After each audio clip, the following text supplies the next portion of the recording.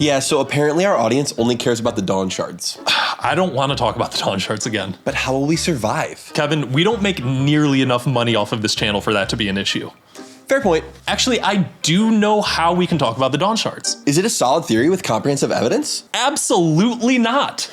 Sule! What if I told you that the Herald's begrudging, last-second addition, economic diversity hire, arm wrestling champion, what if I told you that TALN was even more interesting than he seems on the surface? Strap in, Sule, because this guy's rap sheet is pretty long. And we have a crazy theory.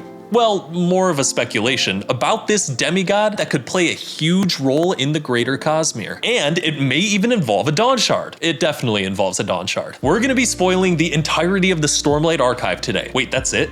I mean, usually we spoil everything. Anyway, please like and share this video. Without further ado, let's talk about the bearer of agonies himself, TALN. I don't think we need to waste too much time explaining how cool TALN is. I mean, he never broke against the torment and torture of Braze, thanks Shauna. He single-handedly destroyed hundreds of singers and dozens of fuse without a weapon. And he always takes the unwinnable battles in war because, well, he tends to win them. And Brandon himself has stated that no one else in the Cosmere would be favored in a 1v1 fight with him. The thing I do want to cover right now is how underwhelming he was as a heraldic candidate. The rest of the heralds had been leaders and warriors, and one of them was a pretty princess. But TALN was merely a discharged soldier turned stable boy. TALN was a tall man with an ordinary build, if not a little bit flabby. In Wind and Truth chapter 65, Ishar explains that he was a horsekeeper who was dismissed from the front lines and forbidden a weapon. Off to a pretty bad start. A dishonorable discharge is no joke. Even Yezrian, another good boy, tells the crew of heralds to be that it would not be a good idea to have TALN join them. Beyond his flabby build, Yezrian and most of the heralds are hesitant on having TALN join them for a pretty insane reason. TALN has a prejudice against the gods for destroying his grandmother's homeworld, Ashen. At some point, he decided it would be a good idea to seek out one of these shards, Cultivation, and he attempted to solo her. Yeah, add that to his list.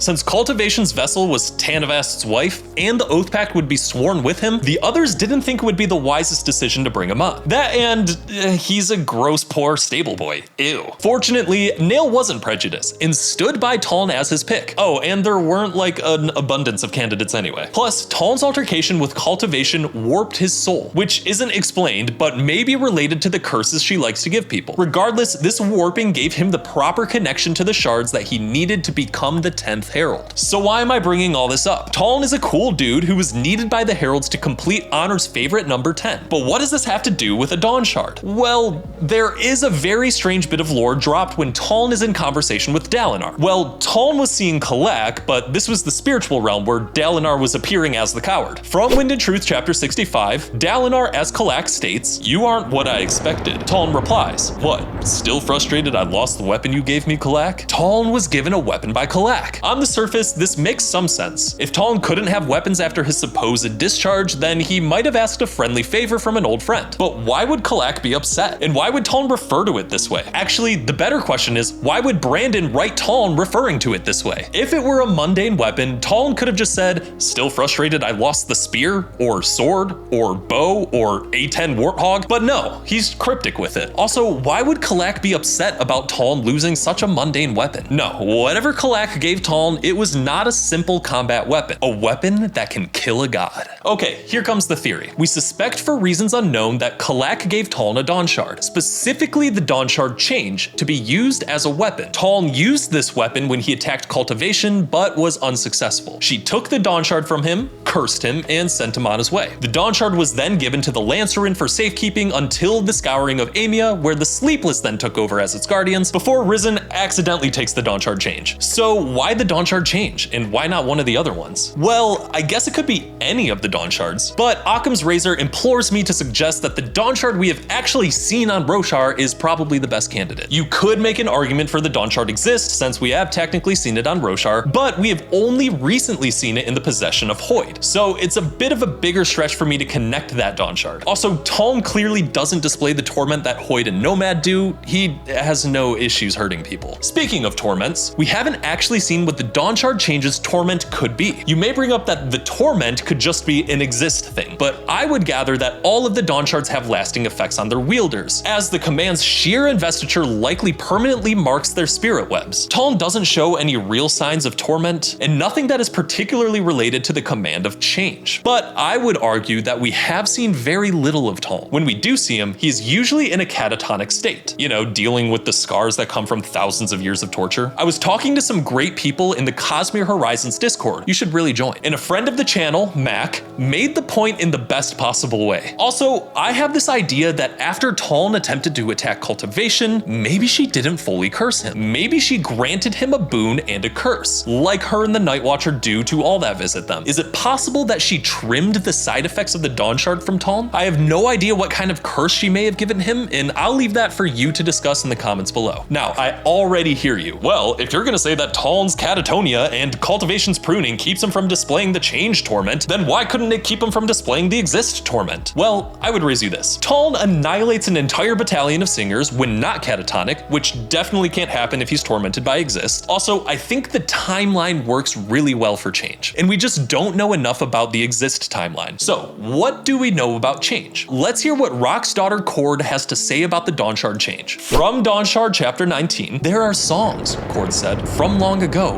of when this command came through the pool. For this timeline to work, the humans would have to have been around the Horneater Peaks to observe the DAWNSHARD passing through, right? And this couldn't have happened before the first desolation, since humans were resigned to Shinovar, right? Well, my intelligent viewers, you are forgetting an important point. The Horneaters are the result of humans and singers mating for generations. Cord's ancestors were both human and singer, meaning that the DAWNSHARD change could very well have passed through Cultivation's pool back before the humans arrived there. Maybe it was Kalak who found it and brought it back through the well. I'm not sold on that idea, but regardless, it would have found its way into Kalak's hands before he gave it to TALN. Okay, now for some final reasons as to why I think this theory is plausible. TALN was merely a soldier before confronting cultivation. I know he had a hatred of the gods at the time, and I would never put it past TALN to do something insane, but facing a god without supernatural assistance is a little bit too far for me. I think he would have needed a weapon like a DAWNSHARD to even try this gambit. Remember, he didn't have any surges or heraldic powers at this time, so going relatively unarmed would be just ludicrous. So why did TALN fail? And why was he left alive? It could be as simple as him not having access to investiture or knowledge of the command, but I may have a different cool idea about this. If TALN brought the DAWNSHARD change to fight cultivation, it's possible that the DAWNSHARD simply did nothing to her. If you consider a theory like our own DAWNSHARD theory, see here, then cultivation is likely formed from the changed DAWNSHARD, and it's quite possible that she is only of the changed DAWNSHARD. Maybe when TALN tried to use this DAWNSHARD, cultivation simply could not be split into further intents. Telling the intent of change to change is kind of redundant. Maybe this completely futile attempt made cultivation pity TALN, but also respect him. Having some insane foresight abilities, she could very well have seen that there would be a need for another person to become one of her husband's heralds in the near future. She cursed him to connect him to the gods and sent him on his way. This way, she gets to protect one of the most powerful weapons in the Cosmere, and she also gets to connect to one of the most powerful mortals. Well, soon to be immortal. But what do you think? Did TALN try to solo cultivation with his bare fists because he's simply him? Did cultivation really curse him with anything substantial? Was there any scenario where Hoid decided, you know what, becoming a herald actually does sound kind of fun? Let us know in the comments below.